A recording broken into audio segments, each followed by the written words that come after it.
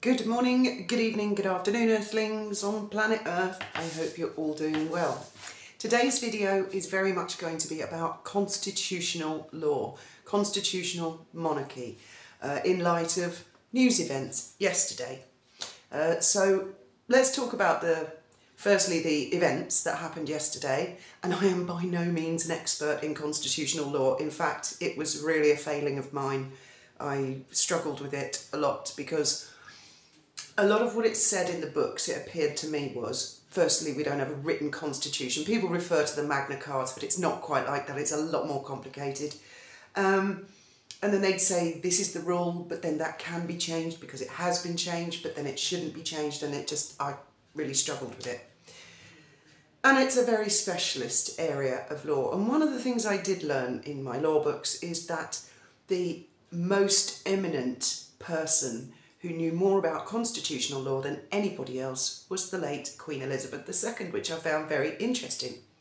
Right, firstly, the Princess of Wales has undergone planned surgery, and we all wish her well. This video is not about whatever her ailment is. In fact, it surprises me, the statement in itself. That's really the part I want to focus on. But as I say, we all wish her well. And the amount of recovery time, that is quite extensive. For example, Graham's recovery time was about a week.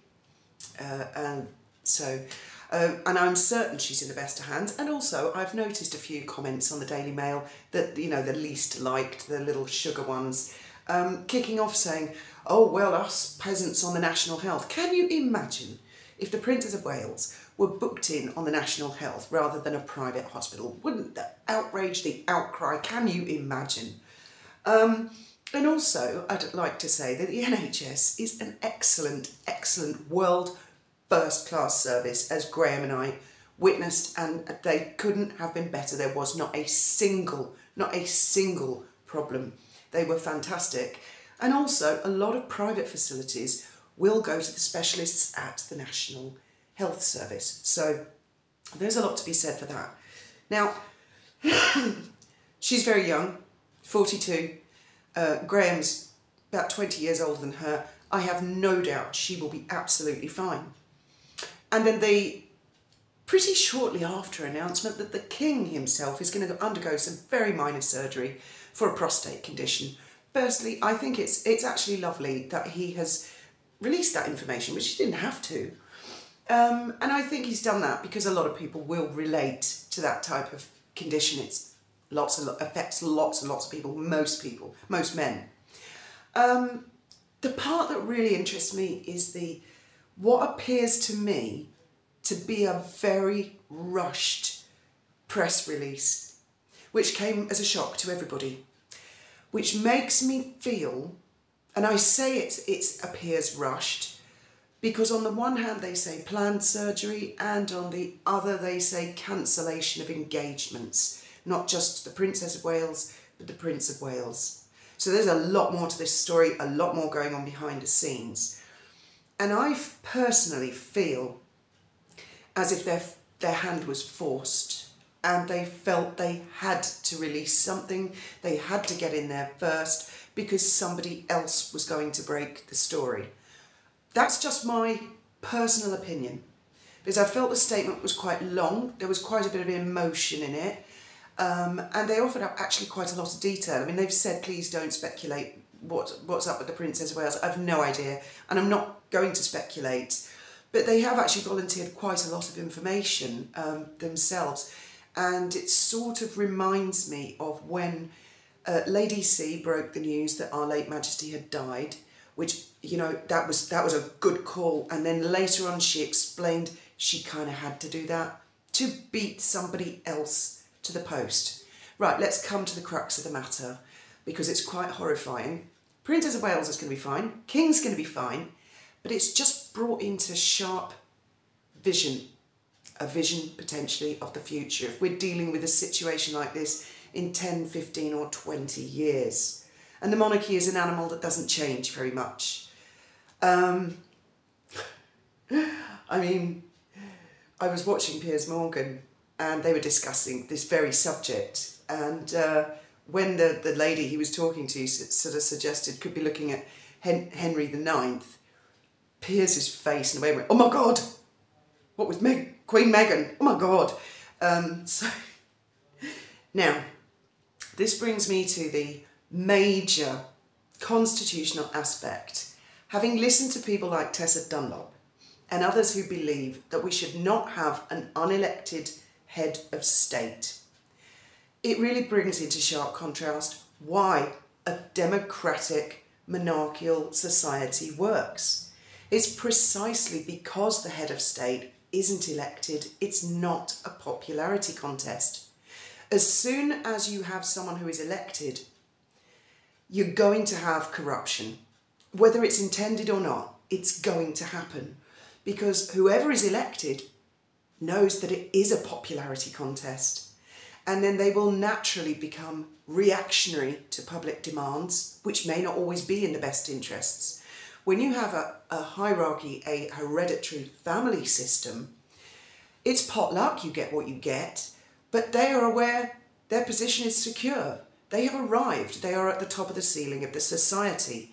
They don't have to be in it for likes and clicks. They don't have to worry about whether they're popular or not. To a certain extent, it is a balancing act because a monarchy is also, it's a symbiotic relationship with the people where they can only exist if the people are okay with the system, which in the United Kingdom, they are okay with the system.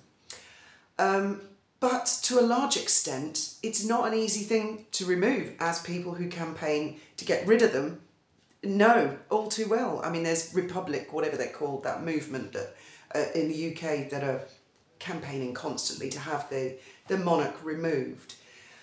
So that's really why it's so great. Prime ministers come and go. That's where the people get to their democratically elected person. The monarch is somebody who can sit off objectively. They're not in a popularity contest. Now, if you do have an elected head of state, that is what you're going to end up with. And I don't think that's a good thing. Of course, that's a whole debate. Now, I've got the councillors of state situation. And firstly, I'd like to say that I do recall that it was Lady C's idea, as she put it, an elegant solution to add a couple of councillors of state. And so Princess Anne and the now Duke of Edinburgh have been added to the list. But it is still presents some problems, doesn't it?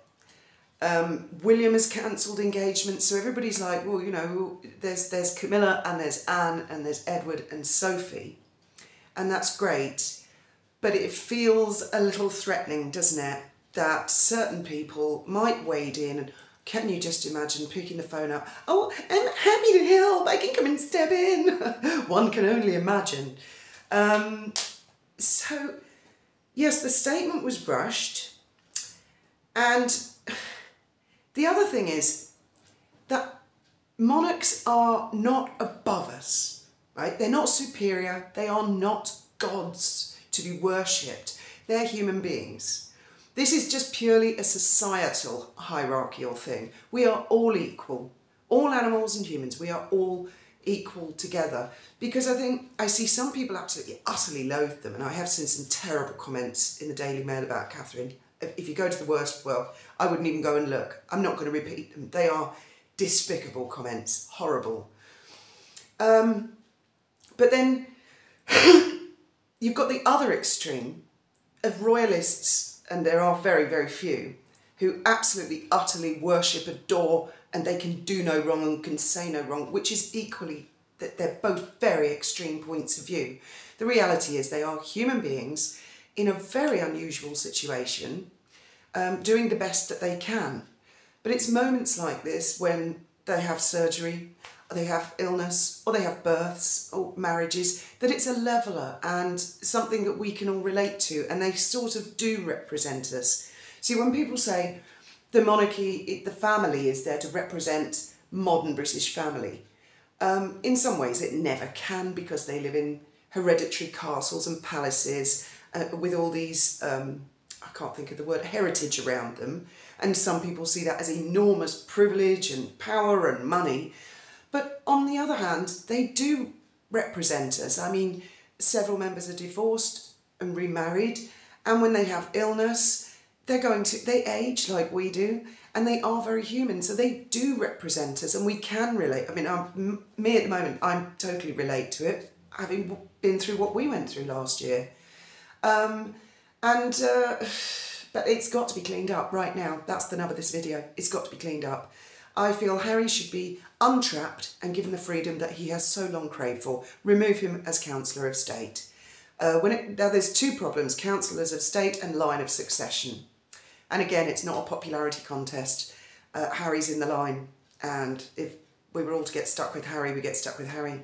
That's a part of it. So there are things that need to be dealt with.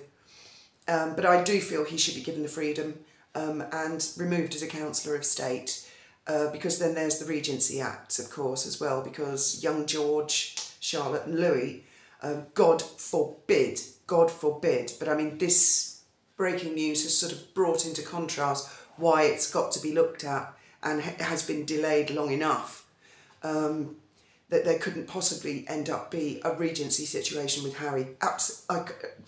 It's unimaginable. Cover your ears. No fucking way, in my opinion. That's my vote. Don't know what you guys vote. So there's a lot to look at, and I am glad that journalists are discussing this rather than the princess's personal medical problems or the king's personal medical problems. I don't think the public interest is really into that. The public interest is in, this is a constitution, a constitutional monarchy that has a system that was set up, the current one, under unusual circumstances because of the abdication. So going all that way back, when they were creating the Regency Act and deciding how this is all going to work, those people were not fortune tellers. They couldn't have foreseen where the royal family would be in, say, 100 years. Equally, any decisions made now, any changes, they have to consider or try and imagine where the royal family may be 100 years from now. So you see what I mean? They are a private family, but they are also, that's part of the monarchy. They are members of British history. Anyway, I'd love to hear your thoughts and opinions and what you think. One can only imagine people capitalising on it. And I know that you'll all be sitting on the cusp of your seat waiting to see the Sky God receive his award as a legend of the universe. Old Buzz Lightyear himself, yeah. I'm sure none of you will be watching that. I don't think I will either. Anyway, that's all for today. Lots and lots to think and talk about, and I'm guessing quite a few of you are constitutional experts and can put me right in the comments on how these things might play out, might work. It's always great to have a good exchange of ideas. Thank you very much for listening.